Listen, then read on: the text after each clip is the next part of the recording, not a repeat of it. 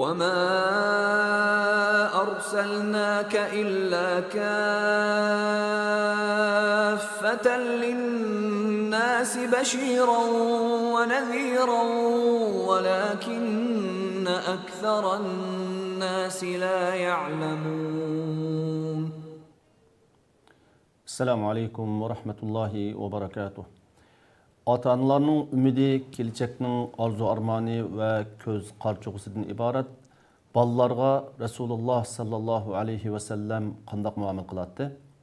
Farzandlarimizni ətrafımızdakı maddi və mənəvi xətardan qandaq himoya qılımız? Qandaq qılğanda farzandlarimizni Allah və Allahның Rasulu söygüsü bilan çoğ qıla alayımız? İslami əxlaq, milli örf-adət, insanilikə zid, media və hər türlü taratquq kanalları barlıq gələn bugünkü gündə ularga qandaq muamele qılımız? Qini söhbətimizin davamıga mərhəmət.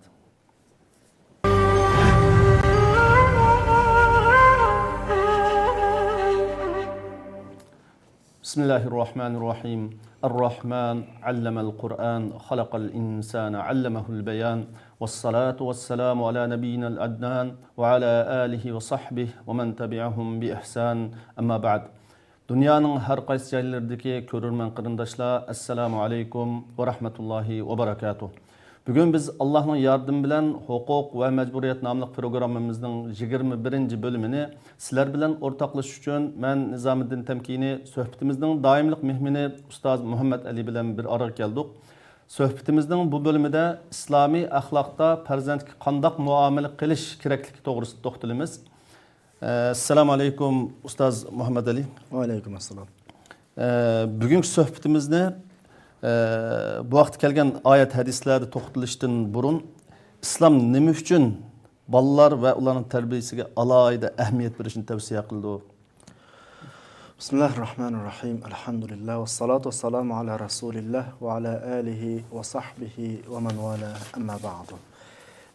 Sual naiti nazuk sual ve bunun cevabı pek köp sözlönüp yoki her sorunda yoki her kulakta anlanıp bizge nispeten bir xil ayımı qo'yib qoldi. Ya'ni bizdeki ta'sir qilmaydigan bir prinsip qaylanib qoldi. Ya'ni kichik bolalarni tarbiyalash muhim, kichik bolalarga anda ahamiyat beramiz, bunda ahamiyat beramiz degandek nokta. Ama men başqacha bir şekilde ifadelasam, milletning bugünü şu ötmüşteki ata-analarımızdaki perzendetlerini terbiyeleştiki ehmiyet belgenin neticesi mana bugün biz yaşavatkan netice şu.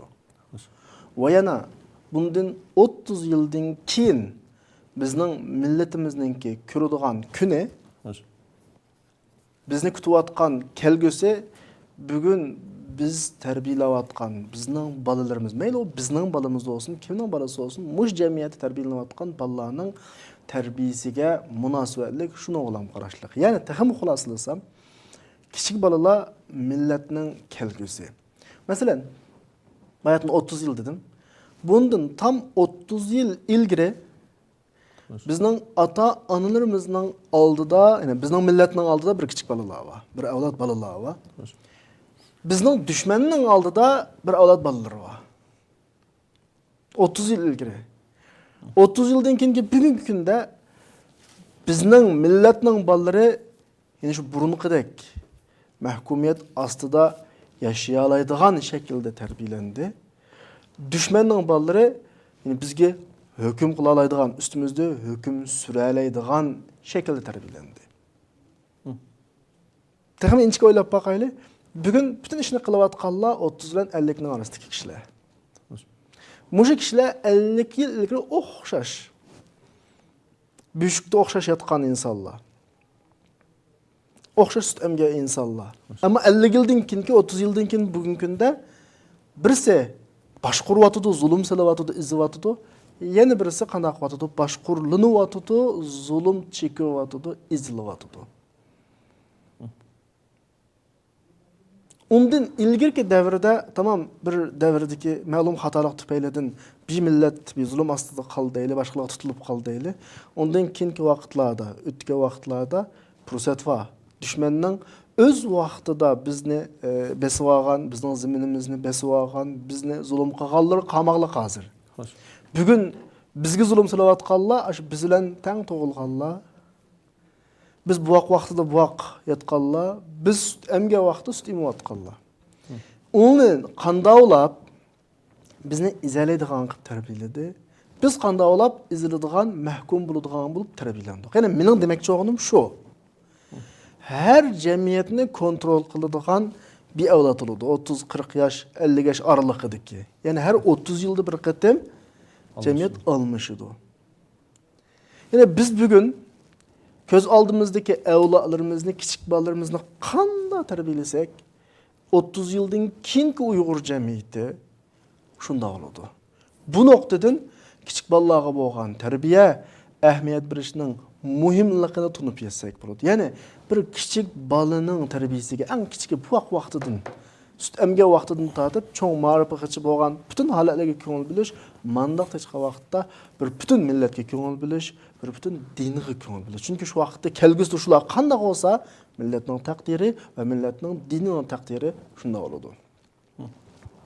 Hamda umumiy jihatdan ilib ketgan vaqtida mana shu nuqtani millatimiz tushuniglikmi hozir?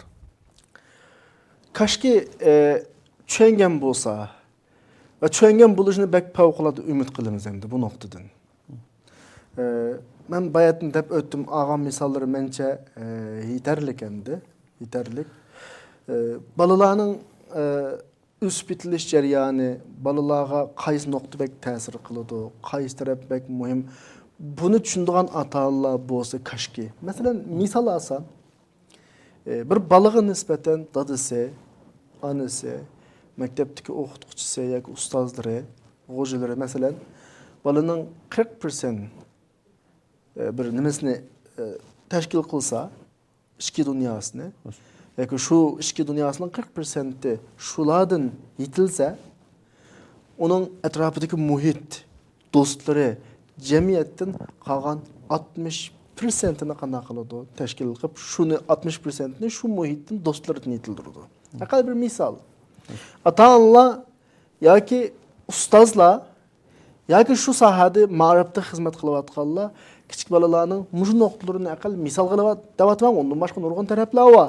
Bir to'g'ri tunib yetish kerak yani. Balalarni qanday tarbiyalashni, qanday qilish kerak, bilish kerak. Kaşki biz cho'silgan savollarga qarata. İnşallah yaxshilanish bo'lyapti kundan kunga, uyg'onyapmiz. Ba'zi ketkizib qo'ygan taraflarni qanday qilyapmiz, tushunyapmiz asosida yaxshi bo'lib ketadi inshaalloh. İnşallah.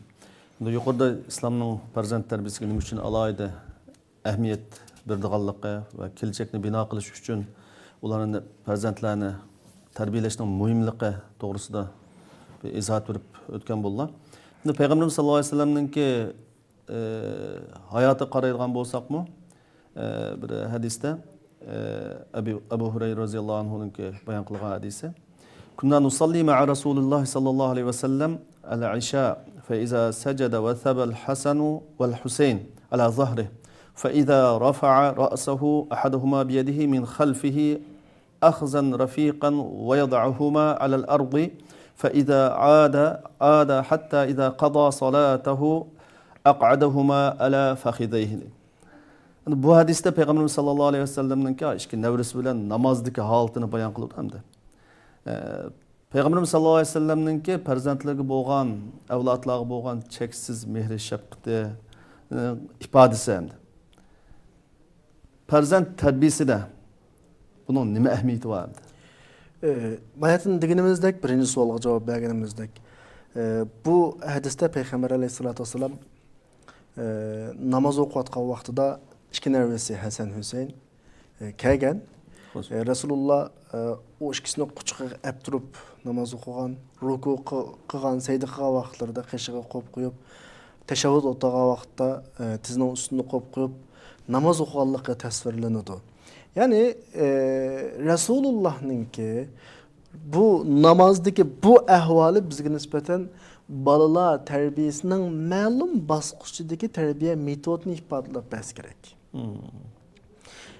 Odam tarbiyalashninki har bosqichining o'ziga xos bir metodi bo'ladi. Kichik bolaga nisbatan eng yaxshi metod bola tarbiyalashning eng yaxshi usuli kichik bolaga muhabbat berish. Kichik bola hammadan bak nimadan bak ta'sirlanadi? Muhabbatdan bak ta'sirlanadi. Ularni o'ynatish, aqallisi dada o'zining bolalariga nisbatan bir qichiqlash masalan, uni quchog'iga elib qana qilish, suyish degandek kichik bola ota-onasining yoki atrofidagilardan mehr muhabbat his qiladigan har qanday bir ish. Buning bir o'lchami yo'q. Faqat birlama o'lchami bor, u o'simi muhabbat va sevgi va sendan suyunsun, xo'shlanadigan har qanday ishni qil. Ya'ni o'ynashish, quchoqlash, suyish. Psixologiyada mana bir gap bor. Bir bola yemek, içmek ve başka o'zining kundalik keraklik, lazimatliklaridan boshqa kunida 20 qatim quchoqlashga ehtiyoji bor deydi. Kichik bolaninki. Buni o'ylanib baqsaq hamda sizlar biz bolalarimizni masalan kunda qancha qatim quchoqlaymiz? O'ylanib baqishga tegishli masala. O'ylanib baqish. Bir odam bir bola tug'ildi yoki bir bolasi bo'ldi degan gap amaliyotda hayotidagi eng büyük bir mas'uliyatni üstüge aldı degan gap. Ko'z oldidagi ishlayotgan ishi, xizmati hammadan muhim bolasi eng chunki bola kelgusining asosi. U odam bolaga qilgan har muomalasi millatning, ummatning kelgusiga qilgan muomalasi hisoblanadi. Bo'libmi kichik boladagi bayatınki biz Rasulullahning namozdagi ishga narvasga qilgan ishlarini kichik bola tarbiyalashdiki ma'lum bir bosqichning bir bizga bergan kartinasi dedik ya. Ya'ni mehr muhabbat bosqichi. Undan keyin shunda o'tsak, bir qadam keyiniga o'tsak, kichik bolaga ulgu bo'lish bosqichi.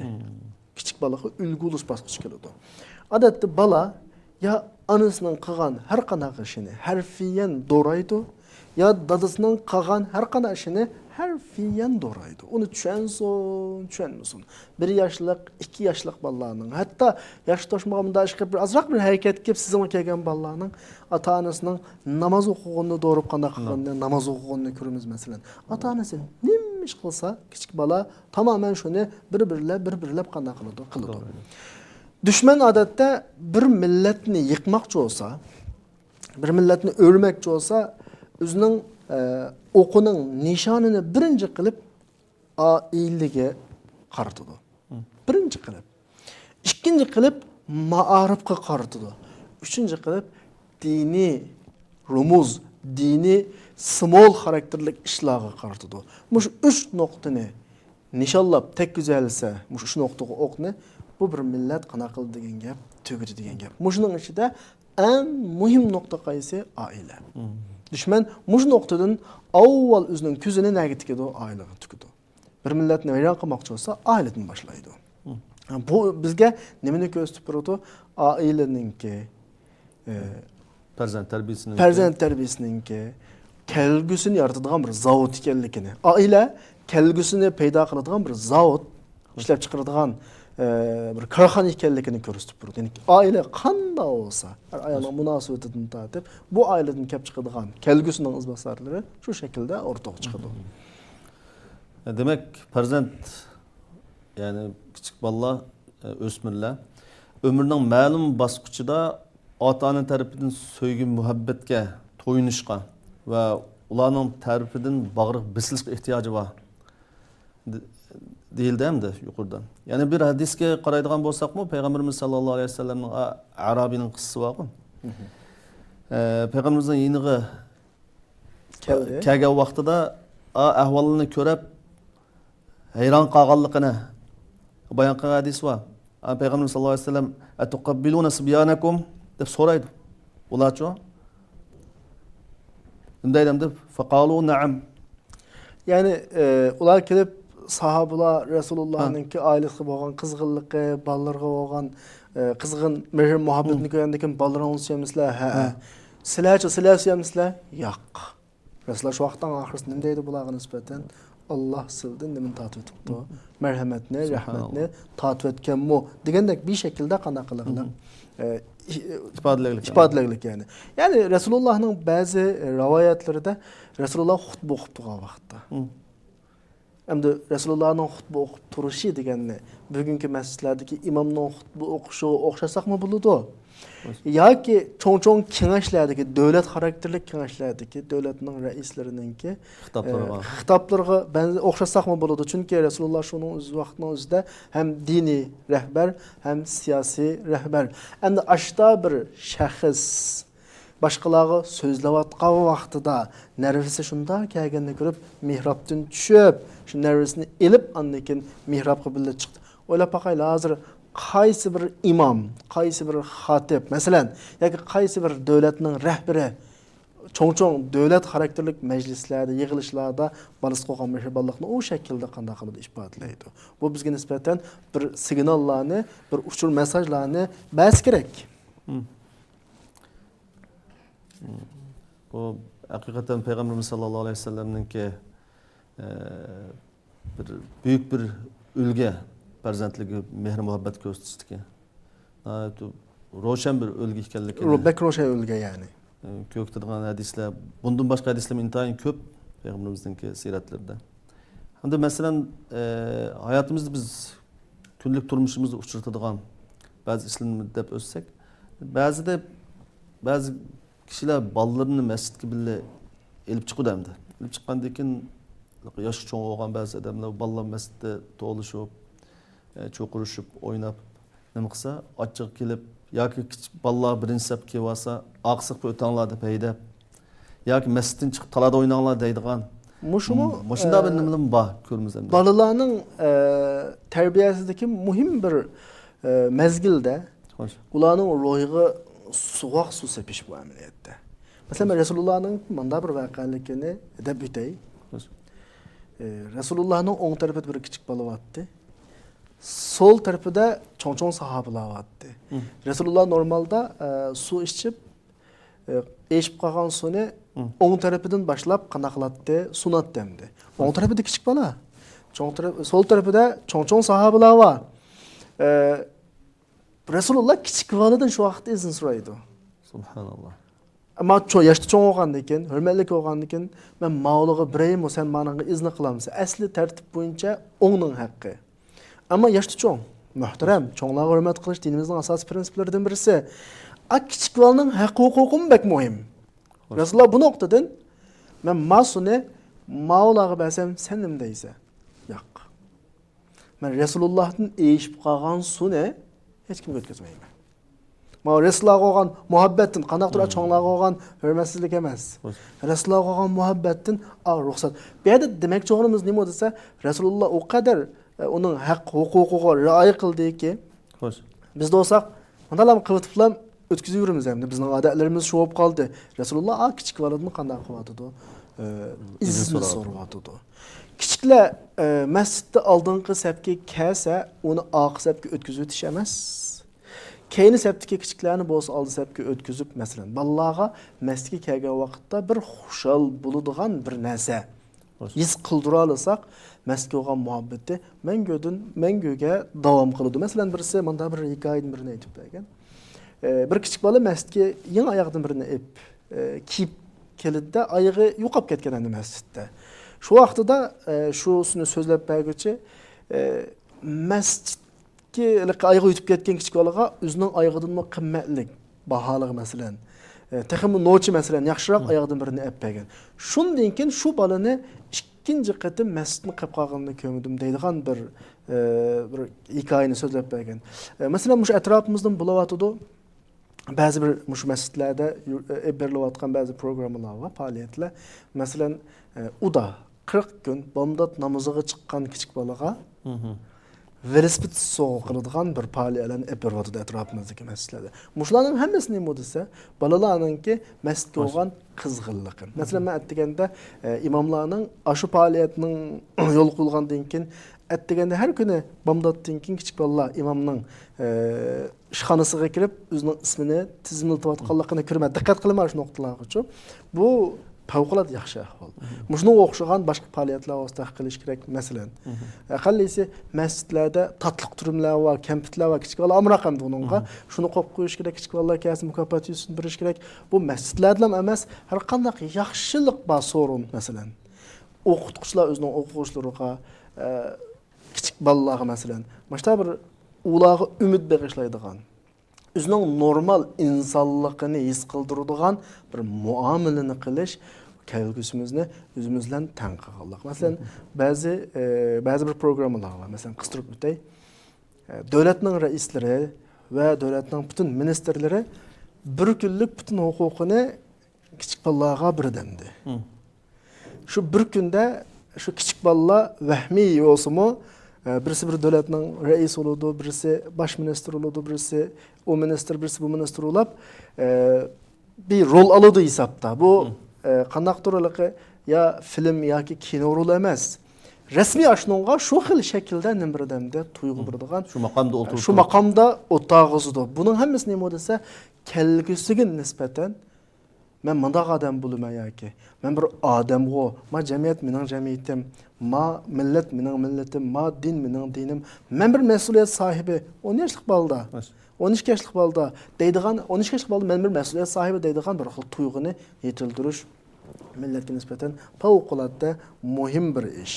Rasulullahninki shu buning tunji qadam olgan mehr muhabbatni ifodaligini yuqorqi o'qilgan hadislarda biz uni qanaqalar ko'rib olamiz yani.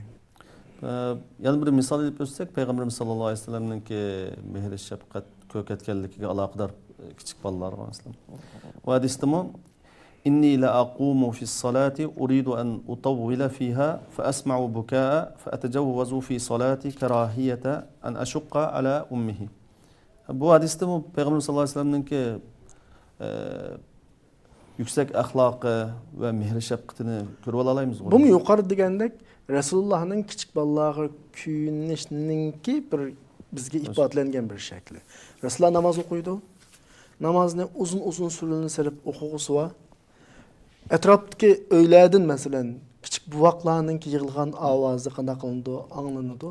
Rasululloh shu buvoqqa qanday qilib ishag'irib, onasi namozda, namozni uzun davom qilsa, uzunroq yig'lab qoladi, boshqa ish olmaydi, yig'lab qoladi. Bir yig'lab qolmasin deb namozni qisqartganligini aytadi. Namoz islomdagi eng buyuk ibodat. Eng buyuk ibodatni shu qisqartqilib bo'ladigan darajada bir kichik balaning yig'isini deb butun jamoatning namozi, shaxsiy namoz emas. Qisqartaman degani bizga mush Rasulullahninki bizga ifodalayotgan balaga ko'ngil bilish, balaga mehr berish, balaga kuyinish qatorliq nuqtalardagi eng go'zal bir o'rnak, eng go'zal bir namuna bo'lsa kerak. Shu sibyalning ash kichik bovoqlarning haqqini berish kerak. Berishni o'rgatganda payg'ambar o'rgatgan Rasululloh mush orqali. Subhanalloh. Hadi Rasululloh sallallohu alayhi vasallamninki yana bu hayotida kichik bolalarga va o'smirlarga chaqchaq qilib ular bilanmi o'ynayotgan bolalarning o'yinlariga musharik qilgan, ishtirok qilgan ahvollar bo'lgan. Masalan, bir hadisda bayon qilinishicha, kichik sahobalarga bir degan gap bor. Ya Aba Umayr, ma fa'alan an-nughayr. Bu hadisni qanday tushunamiz? Ya'ni Rasululloh bolalarning o'yinining ichiga kirgan ifodasi bu. Yana hadisda davatqani Umayr ismli bolaning bir qushqashning hikoyasi. Xo'sh.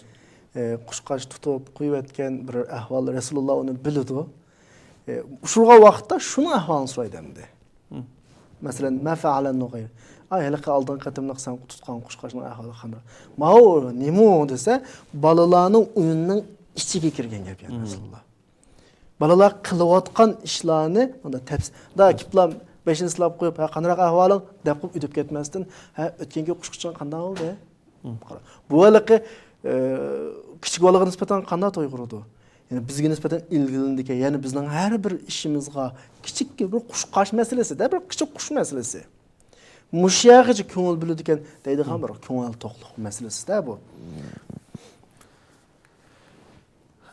Hamda shu yani bir muhim bir savolim bu. Shu jamiyatimizda bo'lsin, mayli Uyg'ur jamiyatida bo'lsin, mayli butun islom dunyosidagi muhitda bo'lsin, umumlashib ketgan bir ish hamda bu. Farzandlarni masalan telefon yoki televizor qatorliq media vositalariga tashlab qo'yishninki oqibati qanday bo'ldi endi? Ya şunu jig'din to'xtataman deb yoki meni ishimdan qo'ydi deb telefonni tashlab qo'yish degandek. Endi bu masala Shu masalada bir azroq to'xtalib o'tsak. pek bir xatarlik masala bu. Nima uchun desizlar, bizning bugungi davrimiz, ya'ni mushu davrga islom dunyosining kuchi yo'q. Mayli texnika va boshqa jihatda. Orqada qolgan bir davrga to'g'ri kelib qoldi bu ahvol. Agar ish aksicha bo'lgan bo'lsa, natijami unda olmaydi. Ya'ni men suiqasd nazariyasiga 100% qatilib ketmayman. Masalan, g'arb dunyosining yoki dinsiz davlatlarningki davomli islom dunyosiga suiqasd qilganligi aniq. İslam dünyasının kelajagi bilan o'ynashadiganligi aniq. Ammo har narsani suiqasd nazariyasi bilan bir o'rtaga chiqarishni tam qo'shilmayman bu fikrga-ku. Bu qanday nuqta desizlar, har bir jamiyatning o'zgarishlik bir qimmat qarashi bo'ladi. İdeyasi bo'ladi, fikri bo'ladi.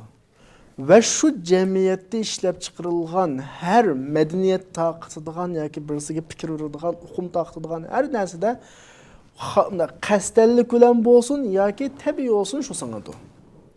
Tabii ki bugün media sahasida, televiziya sahasida tarqalayotgan odatdagi filmlar olsun yoki karton filmlar olsun ya g'arbdagi Avrupa ellerinden işlep çıkarılgan ya Şark'taki başka devletlerden işlep çıkarılgan. Yani köpünce vakitte 98% desek mübalik olmaydı. Gayri-İslam boğan devletler, gayri-İslam boğan cemiyetlerde işlep çıkarılgan bu ağaçka. Bu xil kartollarga, qarmaqqa, kichik balalarga maskaladigandek tuyulgan bilen şu cemiyetinin qimmat qarashlari mayli qasdan bo'lsin, mayli qasdan bo'lmasin singdirilgan bo'ladi. Yani balalarcha tafakkur bilan singdirilgan bo'ladi. Masalan, Allah yo'qmi da inson Allahsiz davranadigan bir ko'rinishlar bo'ladi.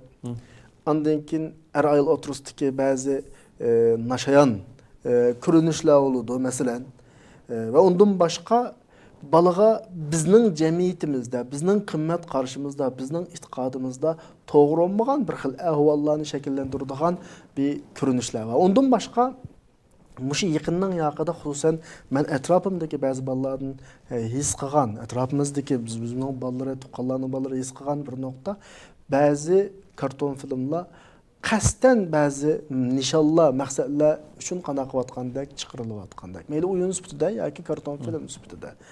Yana masalan kichik bolalarni zo'ravonlikqa yetaklaydigan, qadamma-qadam yetaklab ani qilsang avladu, oxirisida pichoqqa vazifa uradigan bolalarga o'yin shaklida. Bolalar u vazifalarni bir qadam urullab, ikki qadam urullab, uchinchi qadamda urilmayman desa, sana men bo'g'man, kechida kelib gelingni siqmasini o'ltirtma degandek tahdidlarni soladigan o'yinning programmasida balalar unidan qo'rqib, ularning tiginni qiladigan, oxirgi natijada hatto derizidan sakra degan buyruqlar beriladigan, pichoqni elib o'zingning tomirini kes degandek buyruqlar beriladigan, pichoqni elib onangni yo dadangni pichoqlar degandek buyruqlar beriladigan ba'zi filmlar, o'yinlar masalan o'tirib tashlanyapti. Hatto rasmiy o'rinlardan bu ba'zi o'yinlarga nisbatan ogohlantirishmi ham qana qildi chiqdi. Mushu nuqtalarni bir-birlab ko'zdan kechirgan vaqtimizda bizning bolalarni ularning vaqtliq yig'isini yoki bizni biroz bearam qilishidan qutulish uchun telefonlarga tashlab berish, kartonlarga tashlab berish masalan, pokiz bo'lmagan filmlarga tashlab berish bizning kelgusimizni tamoman vayron qiladigan bir ish. Hatta men amaliy ko'rgan bir balada ayta bir xil o bala o'zi turkcha ifode qo'rquv tuyg'usi. Har doim. Bir hojatxonaga yolg'iz kirmaydi. Ammo xuddi aqtamakaga xumovgandek shu xil filmlarga xumovliqligim. Ko'miz turolmaydi. Ammo yolg'iz bir yerga borolmaydi. Uningdagi har jarayonni kitoblarga sizdigan o'zi bir xil qo'rqinchli Allah shaklida. Ondan onu bəgən vəzifələrini qana qıldığan, orundaydıgan bir xil əhvallar tarqıdımdı. Meyli məqsədlik taqısın, yoki məqsədsiz taqısın taqıdı. Bu bir reallıq. Şu cemiyeti şu bazı, o cemiyetten qutulamaymiz. Endi bizning qildig'imiz qana desa, imkoniyatning baricha zararni azaltish uchun, agar mush televizor, telefon, kompyuterga o'xshash narsalarni bir düzenli, yani tertiplik bir şekilde balalarımızı bu narsalar bilan ko'ndirish, ya'ni loyiq to'g'ri bo'lgan narsalar, to'g'ri bo'lgan ishlar, foydali tarafga qo'llanishga yetaklash imkoniyati bo'lib qolsa, mush tarafda ahamiyat berish. Cheklashning o'zimi u hal emas hamda. Hal emas, chunki atrofimiz undan tushaq, ya'ni. Uni cheklab bo'lmaysiz. Bugun sen cheklaysa, ertasi chiqib boshqa yoqdan kiradi.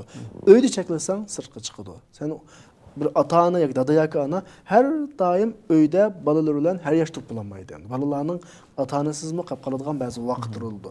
Mush nuqtadan masalan bo'libmi bizning shu hozir yashayotgan Turkiyada ba'zi karton filmlar ishlanadigan, masalan kichik balalarga nisbatan milliy tuyg'u, diniy tuyg'uni qana qiladigan, kuchaytiradigan, o'zining o'tmishini eslatadigan, tarixni eslatadigan, millatga, dinga masalan o'zining jinini sep turib qana qiladigan ba'zi qahramonlikni yetildiradigan ba'zi filmlar bor. Ularning o'rniga mao'ninki nisbatan masalan kichik bolaning ko'zi va boshqa jismoniy jihatga sog'lomligiga ta'siri bo'lsa-mu tabiiy, ammo aningdek cho'ng zararning oldida mao mencha vaqtli aning cho'ng zararidan saqlanish uchun bir tanlash deb o'ylayman. Shuni bilan birga yana yaqin ba'zi qarindoshlar shu tarjima bo'lamdi yoki ishlayotamdi, shuni o'xshagan ish qilib Uyg'urcha ba'zi karton filmlarni mushumi bek muhim, ahamiyat berilishga tegishli. Ya'ni kichik bolalarga ularni qiziqtiradigan shaklda, ziktirib qo'ygan shaklda emas. Bir narsani tarjima qildi, qo'y ballig'i ma foydali ekan deb ko'gis kelmaydigan narsa bo'lmaydi. Ya'ni 98% o'yin. 2% shu bolani boshqa yoqqa qayib ketishning oldini olib, o'zining kimligi, o'zining dini, o'zining milliy kimligi ma'noqtini eskartadigan filmlarga kuch chiqarish, mushunga mablag' selish, mushun qadam olish hozir bizning millatning avlodlariga nisbatan tahirsiz bir muhim xizmatlarning birisi bo'lib qoladi. Alloh rozi bo'lsin qarindoshlardan. Men ancha-muncha ko'ryapman. Yaxshi ishlar bo'lyapti inshaalloh. Bundan keyin texmo ko'plab chiqishni umid qilamiz. Yuqorida deb o'tgandek, ijtimoiy jamiyat murakkablashgan bugungi kunda uy, maktab, masjid va muhitdan iborat. Bu o'rinlarni kelajak avlodlarni yetishtirishda qanday muvofiqlashtirishimiz lozim endi? Alhamdulillah, bizning millatimizning bir qismi, ko'p qismi deyil, vatanda qolib qoldi. Vatanda bo'lgan taqdirimizda hamda ba'zi ishlarni qilmoq tasdi. Bu yerga chiqqanlarni, shu balolardan qutulib qolganlarni Alloh hargiz bikaga chiqmoqlik bu yerga bir vazifasi bor, bir Allohning bir iroda qilgan kutkini varmdı bizning. Shunaqni o'ylagan vaqtda men mana bir narsani deyim. Bir bola uyda dadasidan bir chiroyli gapni birini oldi. Masalan, insoniyat Allah subhanahu va taolo Adem alayhisalomni yaratib, Adem alayhisalomning naslidan butun insoniyatni qana qilgan, yaratgan. Balaning kallasiga bu bir tasavvur uqumi sizdi. Dadning mushi gapi uydagi. Masjidga borgandan keyin masjiddagi diniy ustozdan shu xil shaklda gap olmaydi. Dadasidan degan bu hukm bir qitim sho'xlanadi, xuddi bir xatni ikki qitim yozib sho'xlamagandek. Endi agar jamiyat nachar bo'lib qolsa, yoki maktab deyli, maktab nachar bo'lib qilib, maktabga borgandan keyin o'qituvchisi inson maymundan yaratilgan, maymundan o'zgargan desa, balaning kallasi nima paydo bo'ladi? Ikki xil xat yozilgan bo'ladi. Mayaqda başka bir hukm, mayaqda başka bir hukm. Men demek şu, balım bu şekilde her tasavvurunu anımı anlap, manımı anlap yitilenmedi yani. Ya ma taraf tuturanmadı, ya a taraf tuturanmadı. Avras mı, mavras mı? Bu şekilde bir mahal davam kılıp kalsa bir yandan xatarlik bir ahval çıkdı. Hiç neye parva kılmaydı. Yani o balı üçün hemisi bari bir. İnsanın atısı Adem Aleyhisselam bolsunun boldu, maymun bolsunun boldu. Ben misalga davatıma bu gapni, ondan başka türlü şekilleri var bununki. Bu bağanca bu balada özünün diniga nispeten, özünün milletiga nispeten mas'uliyetsizlik, parvosizlik bir ahvolni qanday qiladi yetildirib chiqadi. Mushu nuqtadan bala kichik vaqtidan tortib, yana bir xil ang, ideya, bir xil fikrda qanday qilish kerak, yetildirilish kerak. Kichik bolaning mayli tushunsin, kichik vaqtdagi ideyasi, yetildirilgan fikrisi ashiya qirib o'lganga qadar onun qanday qilib ta'sir qiladi. Shu nuqtadan bala oila tarbiyasi va maktab tarbiyasi, jamiyat tarbiyasida to'rt taraf qanday qilish kerak, moslashtirilish kerak. Ya'ni o'xshash bir muhit hozirlanish kerak. Oilami shu bir xil muhit, maktabimi shu xil maktablarni tanlanib turib, bir xil muhitdagi, bir xil tasavvurdagi maktab, ya'ni bizning aqidamiz, bizning iymonimiz, bizning dinimiz, bizning axloqimiz, urf-odatlarimizga mos keladigan maktablar tanlanish kerak. İctimai jamiyatdagi bilan qo'lim qo'shnilari yoki bolalarga do'stonlab berish, shu atrofdagi qo'shnilarning bolasi ulu demdi u. Shu nuqtadami alohida diqqat qilish kerakki, uyda anglagan gapi bilan sirtda qo'shnilardan anglaydigan gap o'xshash bo'lishi kerak. Masjiddagi anglagan gap bilan maktabdagi anglagan gap nima bo'lishi kerak? O'xshash bo'lishi kerak. Agar mush 4 nuqta, oila, jamiyat, masjid, maktab, mush 4 nuqtada balaga beradigan ta'sir, balaga beradigan aqida, fikr, ko'z qarash moslashishchanligi bo'lmaganida bayatdan qadar yomon oqibat chiqishi mumkin. Ya'ni parvosiz o'snin bo'ldi. Bu chunki kichik chaqadan tortib, ashta qara qilyolmay, a to'g'rimidi, ma to'g'rimidi. Mayaga vasa bir narsa deyotgan, ayaga vasa an deyotgan, mashta bir yuğunab qolganning natijasi sifatida balki yomon oqibatlar chiqib qolishi mumkin. Ammo bugungi kunimizda bu öy, mektep, masjid ve cemiyetten ibaret bir toplumdaki bir mükemmel, bir muvafıklaşkan bir ahvalni yok diyerlik desek buludu hem de. Qiyin endi bu. Yok diyerlik ve qiyin degan mush ifadedan baliqi chiqadi. Faqat ata-onalar bütün hayotini shuningga ko'ra qana qilish kerak, o'rlashtirish kerak. Mening tavsiyalarim bu. Sen mesela bir misal alayım tafsili. Öy aladigan vaqt keldi. Dokunanga yaqin deb öy tanlading. Bazaga yaqin deb öy tanlading. Va yoki boshqa ishlarga yaqin deb öy tanlading. Yoki og'inamning mahallasi bizning tunishli bilan öy tanlading. Atrofingda sening balangning, sening kallangdagi shu ideya bo'yicha tarbiyalashga hozirlik ko'rgan shakl bilansini o'ylashmading. Ne maktabni o'ylashmading, ne atrofdagi yaqin araladan bir masjid ekan deb buni o'ylashmading. Bu o'zingning sho'ri ya'ni. Bir mas'uliyatchan dada misal sifatida davatime bir öy tanlashda çoxum balalarının kelgusini asas qilib turib tanlash kerak. Ya'ni eng yaxshi mahalladan. Kishilari pokiz, iymonliq, dindor mahalladan, masjidga yaqin, har doim azon ovozi anglanib turadigan garchi kichik bola masjidga chiqmasimi? Ba'zida ota-onasi bilan agishib chiqib qoldigan ahvollar bor. Bu yaxshi fursat. Balani zo'rlab masjidga chiqish yaxshi emas, ammo dadasidan agishib, dadam men agishib chiqdim, masjidga chiqdim. Bu eng güzel fursat. Andikin maktab nima? Bu bilimiz ham Turkiyada yashayotimiz, İstanbulda yashayotimiz, bir erkin davlat to'g'achqa har maktab gerçi ma'rifat idorasining belgilab berilgan darslarni o'qisimi, shu maktabning boshqaruvchisi va boshqa omillar tufaylidan mustaqil bir ideologiyaga ega bo'ladi. Aqallisi maktab sistemasi qanchaga bo'lindi? 2 ga bo'lindi. Odatdagi normal maktab va imom xatib. Har ikkilasi davlat maktabi masalan. Andikin imom xatib maktablarimi shu boshqargan odam yoki atrofdagi muhitning ta'sirida uningmi masalan muhofizkor deymizku, bunda diniy purqi kuchlik unda maktablar var. Diniy purqi kuchlik bo'lgan. Masalan bizning uyning 2 darajasidan 2 maktab ko'rinib turadi. Tipik iki dünyanın bir simol yani. Bu mektepki qarasak, maydonga ba'zi o'quvchilar yig'iladi. O'qituvchilardan tortib hammasi yana bir dunyoning odami. Matrapdagi maktabning yig'ilishlariga qarasak, u tam boshqa bir dunyoning odami. Endi A maktabda yetilgan bola qanday yetilmoqchi, B maktabda yetilgan bola qanday yetilmoqchi? Bunun farqı chiqadi albatta. Ata-onalar dal öy tanlagan yoki bir yerda yashashni tanlagan vaqtida mush nuqta eng asosli bo'lishi kerak. Balaning tarbiyasi uchun ata-onaning jafo tortishi Allah ecr veradigan ish. Mening ishimga yaqin kelgan deb balasining tarbiyasiga ahamiyat bermasa yoki balasining masjidga chiqishiga qulaylik olmasa, maktabga berib kelishiga qulaylik olmasa yoki yaxshi maktabning qishini o'rinlashmay tashlab qo'yilsa, necha 10 yildan keyin agar balasi yaxshi odam bo'lmay qolib qolsa, shu odam keyin qaqshimisin bo'ladi. Yani o'zidan ko'rish kerak yani. O'zi shu 10 yil, 20 yil oldida shu bola o'zining gapini anglaydigan vaqtda, shu bolaning ishi shu odamning qo'ldagi vaqtda nima ishlarni qilgan buni eslab beqish kerak. Ota-onalarga shu bu nuqtada men oldin ola buni eskartyapman. Kelgusida nadomat, kelgusidagi pushmonning oldin bugundan tortib qanday qilish kerak? Muvaffaq qadamni ota-onalar olish kerak. Allah razı olsun. Endi Peygamberimiz sallallohu alayhi vasallamning siratlarida shu kichik o'smirlar bilan rostchil va oddiy bir o'ynashda bo'lsin yo chaqirishda bo'lsin rostchillikni tavsiya qilgan bir hadislarmi bor. Mana shu nuqtada bir bu deganimiz shu, suhbatning boshida deb o'tdik.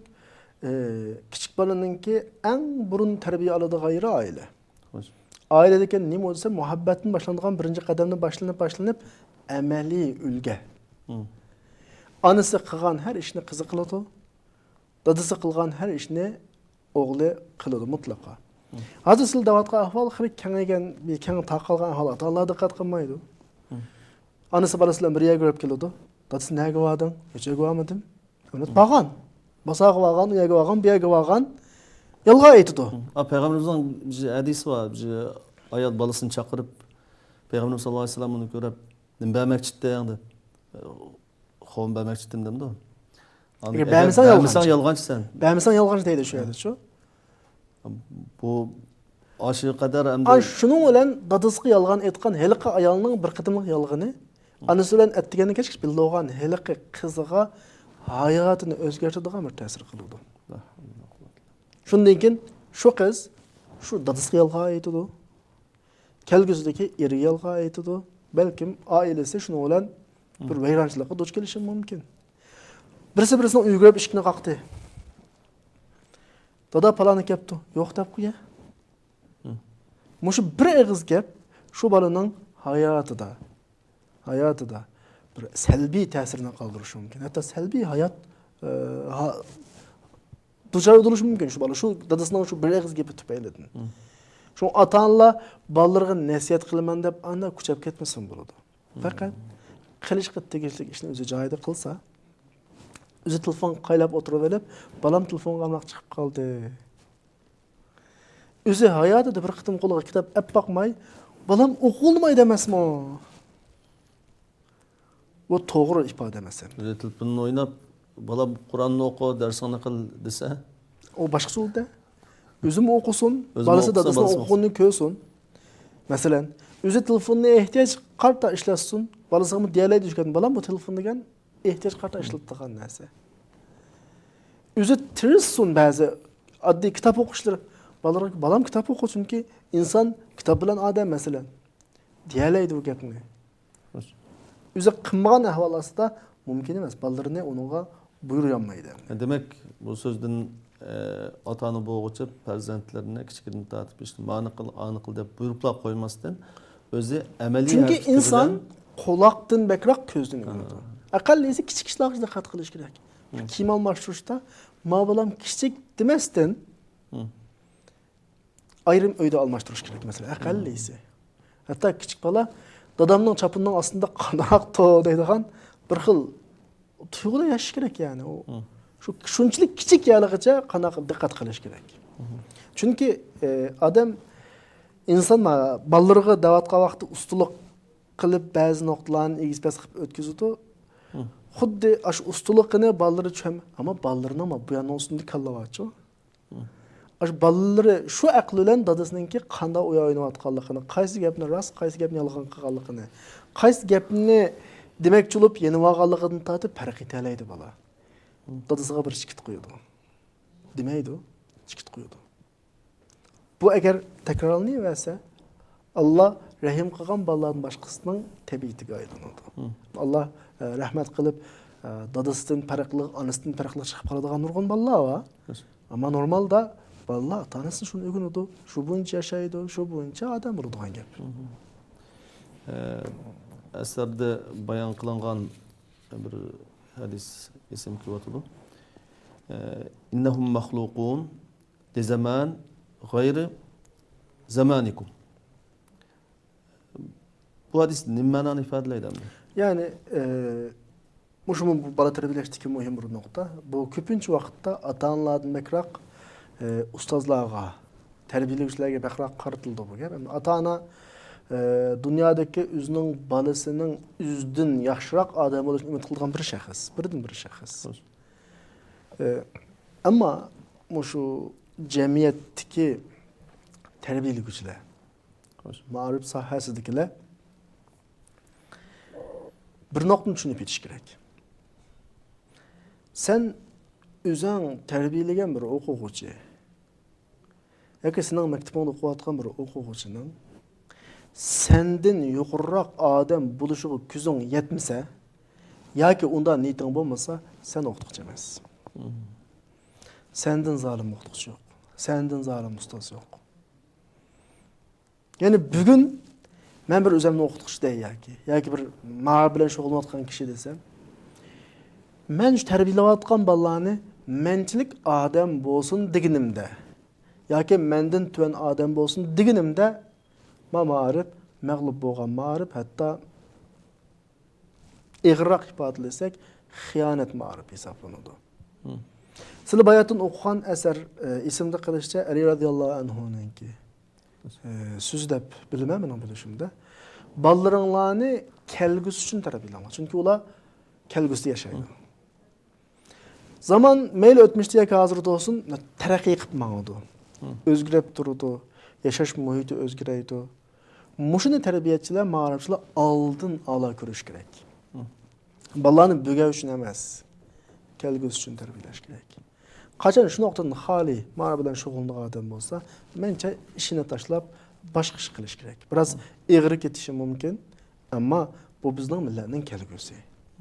Biz millatning kelgusini hargiz doğru tikenmeymiz. Neçe 10 yıl, neçe 20 yıldan bu yan doğru tikyapmiz, ammo bundan keyin unda doğru tikenmeymiz. Hani masalan bu haqda azroq yana to'xtalsak,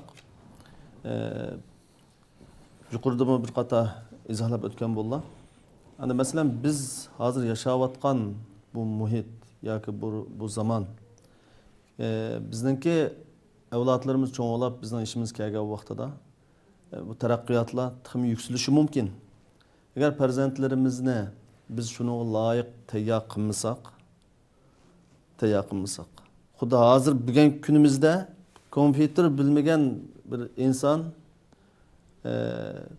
jahil inson deb o'tirib chiqqan ba'zi kishilar bor endi. Bizning farzandlarimiz bizning ishimiz kelgan vaqtida boshqa bir zaman, boshqa bir muhitda yashashi mumkin, taraqqiyot ilgirlashi mumkin. Buningga loyiq shaklda tarbiyalash har qanday bir ota-onaning burchi endi. Nima ish qilish kerak endi? Biraz insonningki normalda kompyuter bilishi oddiy xumga aylandi hozir. Hammadan e'tirof qiladigan. Men gapimni nihoyatda qisqa, ammo biroz egri kessimi bir jumladan ifodalay. Bugün tug'ilayotgan Uyg'ur farzandlari bor. Ve bugün tug'ilayotgan dushmanning farzandlari bor. 30 yıldan keyin ya bizning bugün tug'ilgan farzand o'zi xo'ja, mustaqil davlat olgan, mustaqil zamin olgan, milliy kimlik olgan bir sop yashaydi. Ya bugün tug'ilgan dushmanning farzandining qo'l ostida izlib shuning zulmini ostida yashaydi. Bu bugungi mushayada men odam tarbiyalayman, men ma'rif bilan shug'ulman deganlarning ustiga tushadigan xolis mas'uliyat. Qiyomatga bundan qutlanmaydi. Va shuning qo'ldagi ish. Ya uyg'unimiz tarbiyaga ahamiyat beramiz. Zaman bizden nimin taqozo qilsa, şunun talebi bo'yicha ish tutimiz, ayatini ko'ramiz, ayatiga tayyorlik qilamiz. 30 yildan keyin shu dushmanning bugun tug'ilgan bolasidan biz intiqomni olamiz. Yoki bugun tug'ilgan bolamiz shu bugun tug'ilgan dushmanning bolasining ostida, yana 30 yildan keyin shuning zulmining ostida ingraydi, zulmidan qutlanmaydi. Tanlash o'zimizda. Allah razı olsun. Vaqt etibarı bilan suhbatimizni bu yerda oxirlashtirman va oxirgi bir 30 kunut maşu mazmunga aloqador 30 kunut millatga bir. Mençe deydigan gepimni dep boldum. Xo'sh. Bugungi Masalan, ba'zi program- ota-onalar bor, farzandlarini bugun mashu yashayotgan mashu jamiyatimizdami, muhojiratdagi hayotimizda farzandlarini normal hukumat maktablariga bermayotgan, masalan, maktabga bermayotgan, uyda o'qitayotgan o'shunda qarindoshlarimiz yo'q emas. Men söhbetning beşidan hozirga qadar mençe tushungan odamga nisbatan yetarlik ko'ngil ifodamni, maqsadimni, demoqchi bo'lganimni deb bo'ldim. Xo'sh. Siz degandek hala bugunga qadar qatmanlıqning tigida yashayotgan kishilarimiz yo'q emas. Ati haqida qat'iy azroqmi o'ylab boqmaydigan kishilarimiz yo'q emas. Azroq qiladigan jafosini, ya'ni kelgusidagi bir g'albi bekor kelmaydi. Bu dunyodagi nusrat bekor kelmaydi. Bu dunyoning qonuniyati bor. Allah bu dunyoni qonuniyat bo'yicha yaratdiqliq. Bir odamning musulmon bo'lganligi qo'llanlam, iymon aytib qo'yganligi qo'llanlam, yoki duo qilib qo'yganligi qo'llanlam, g'alba qiladigan ish yo'q. Unda qonuniyat yo'q. Unda qonuniyat bo'lgan bo'lsa, Allohning payg'ambari Makkada, Toifda boshqalardan aziyat chekayotgan vaqtda g'alba kelib bo'ldi. Necha 10 yillik, 20 yillik tirishning bir avlod tarbiyalashning orqasidan Allah g'alba verdi. Bizning shunda bo'ladi. Dunyoning qonuni o'zgarmaydi. Bu haqda har qanday qadam izlanib baqsa bo'ladi. Har qanday qadam. Ya'ni gapimni xulosalasam, millatga deyish to'g'ri kelib qolsa, bir og'iz gap kelgusi o'zimizning qo'lda. Ya kelgusida bugunga o'xshash, ya'ni mahkum holatda qolamiz. Bugunga o'xshash zulmning ostida ing'iraymiz, ya qutulib intiqomni olamiz va mustaqil bir o'zining zimini olgan, o'zining bir kimlik olgan bir odam bo'lib yashaymiz dunyoda. O'zimizning qimmat qarashlari, iymoni, din bilan yashaymiz. Bu bugungi ota-onaning qo'lda va bugungi o'zini ta'lim tarbiyatchi men millatning bolalarini tarbiyalayman devatqanlarning qo'lda. Tanlasin millat, ota-onalar tanlasin, ustozlar tanlasin, ta'lim tarbiyalash shug'ullanadigan tanlasin, ya mahkumlik yo'li ya g'alba yo'li. Bu millatning o'ziga omonat. Oxirgi savolimni so'rasam, bugungi kunda Alloh taolo ato qilgan shu ne'matni farzanddan iborat. Qur'oni Karimda al-mal val banun zinatul hayatid dunya deydi. Mal dünya, farzand, dunyoninki zeb zinnati. Bu büyük ne'mat. Insonga ato qilingan. Shu farzandlarni yaxshi tarbiyalamay, zolimga qarshi intiqom ola oladigan ruh bilan yetildirmay, yana hala bugungi kunda uyg'onmay yashashning o'zi mazkur omonatga xiyonat qilgan bo'lamdi. Xiyonat qilib qolmay o'ziga zulm qilgan bo'ladi. Bir og'iz javobim, bu omonatga xiyonat qilib qolmay o'ziga tamoman zulm qilgan bo'ladi. O'ziga zulm qilganlarning dunyo oxiratligining nijot tepishidan umid qilolmaydi. Allah razı olsun. Hürmetli qarindoshlar, Alloh muvaffaq qilishi bilan huquq va majburiyat nomli suhbatning 21 bölümünü İslami ahlaklı farzandga qanday muomala qilish keraklik to'g'risida suhbatni bu yerda oxirlashtiraman. Bu munosabat bilan suhbatimizning mehmoni ustoz Muhammad Aliga chin qalbimdan rahmat aytaman. Alloh rozi bo'lsin va bütün suhbatimizni naq maydonda ko'rgan va taratgan va parda orqasidagi qarindoshlarimga Janob Alloh subhanahu va taolodan dunyo va oxirat yaxshilik tilayman. Görüşgünce aman bulunla. Esselamu aleyküm ve rahmetullahi ve berekatuhu.